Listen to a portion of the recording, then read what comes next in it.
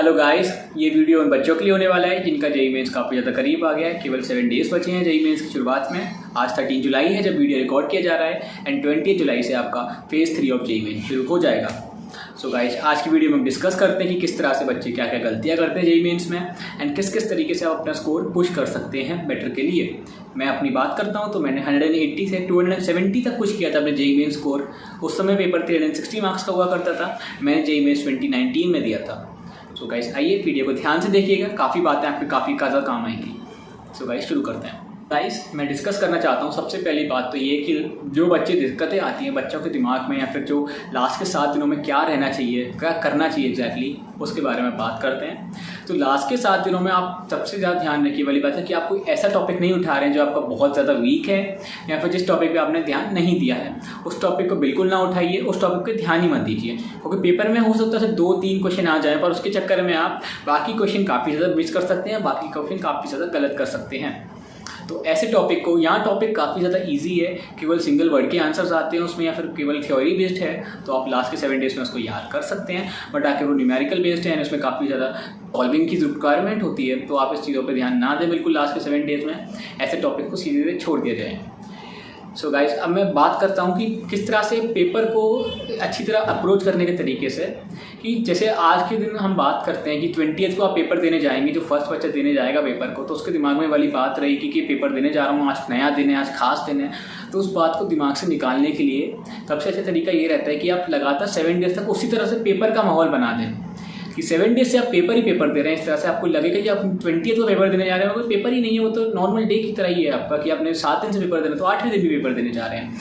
इस तरह से आपका दिमाग में ये वाली बात से साइकोलॉजिकली आप जीत जाएंगे कि यार आज कुछ खास दिन है, आज टेंशन होगी, ये होगी।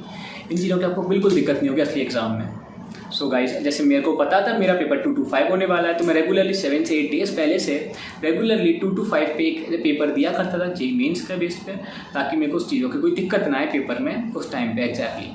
थोड़ा शेड्यूल बनाइए चीज़ों का, थोड़ा उठना जल्दी कीजिए। मैं रेगुलरली 8 बजे उठ जाता था पेपर के लिए, फिर 8 बजे तक सारे काम करके के बाद अपने नहाने धो के बैठ के मैं फिर पढ़ने बैठ जाता था। पढ़ने का फ़ायदा ये रहता है कि 9 से 12 आप पढ़ते रहेंगे लगातार, तो आप पेपर से पहले पढ़ने की आदत डाल रहे हैं थोड़ा सा, जिससे आपको दिक्कत नहीं होगी। पेपर के टाइम पे भी आप रिवाइज भी कर पाएंगे पेपर के लिए अच्छी चीज़ें। एंड 12 से तो थोड़ा सा ज़्यादा पढ़ाई ना करें, क्योंकि 12 से तो अगर आप ध्यान देंगे पढ़ाई में तो दिक्कत हो सकती है। 2 से 5 आप पेपर दीजिए अच्छी तरह, जैसे मैंने दिया था। या फिर आपका 9 to 12 होगा तो शेड्यूल आप 9 to 12 के हिसाब से बनाइएगा। 2 to 5 पेपर दीजिए, अच्छी तरह पेपर दीजिए। फिर उसके बाद पेपर देने के बाद पेपर का एनालिसिस करना बहुत ज़रूरी है। जैसे मान लीजिए आपसे फिजिक्स में एक पर्टिकुलर टॉपिक इलेक्ट्रोस्टैट्स का क्वेश्चन नहीं हुआ एंड आपको पता चला वो क्वेश्चन आपका सिली मिस्टेक से नहीं हुआ, तो आपको क्या पे फोकस करना है? आपको अपनी कैलकुलेशन मिस्टेक्स पे फोकस करना है, आपको अपना पेशेंस बढ़ाना है, कैलकुलेट करते समय आपको आराम से कैलकुलेट करना है। या फिर आपके क्वेश्चन में कोई मिस्टेक हो गई या फिर कोई ऐसी मिस्टेक हो गई जो थ्योरेटिकल है या फिर जो कॉन्सेप्चुअल मिस्टेक है, तो आप उस कॉन्सेप्ट को दोबारा पढ़िए, उसको जानिए कि गलती किस जगह हुई है। हो सकता है ये गलती की वजह से आप असली एग्जाम में गलती ना करें। ये वाली बात तो आपको सबसे ज़्यादा बेनिफिट होगा। उसी टाइप के सवाल थोड़े और प्रैक्टिस कर लेंगे तो आपका कॉन्फिडेंस भी बूस्ट होगा कि इस टाइप का सवाल पेपर में आप गलत नहीं होगा हमसे। इस तरह से आप करते हैं तो आपको लगातार कॉन्फिडेंस भी बढ़ता है और आपका एक तरह से पेपर तैयारी भी हो रही है साथ साथ।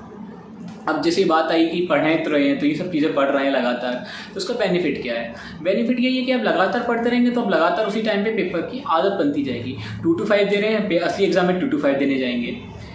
और एक और बात काफ़ी ज़्यादा ध्यान से रखिएगा, एसी में बैठ के पेपर ना दीजिएगा, क्योंकि देश में ज़्यादातर सेंटर्स में एसी नहीं होता है।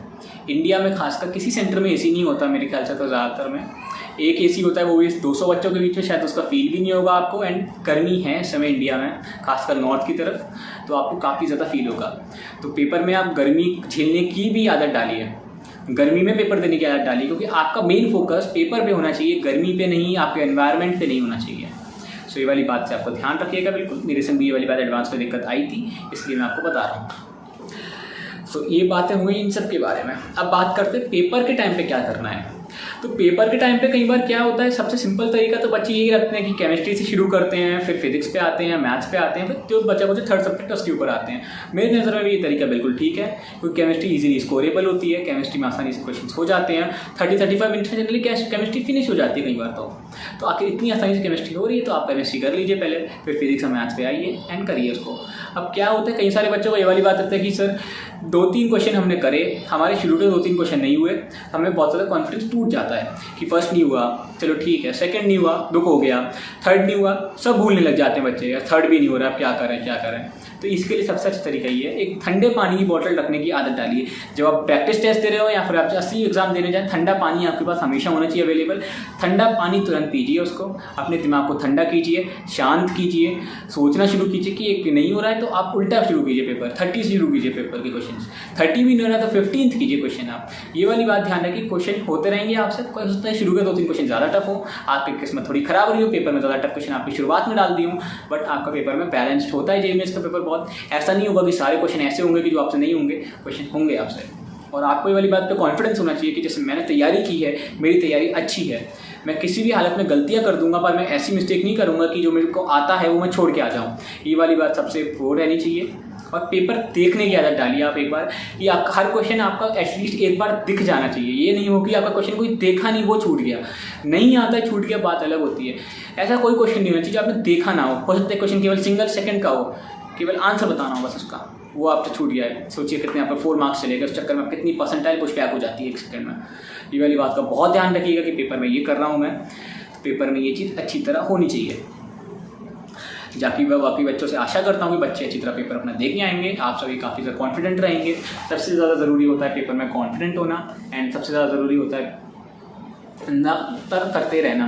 अगर आप हार मान जाएंगे पेपर में तो आपको बहुत ज़्यादा दिक्कत होगी। मैंने भी पेपर दिया, मेरे दोस्तों ने पेपर दिया, मेरे काफ़ी लोगों ने पेपर दिया है।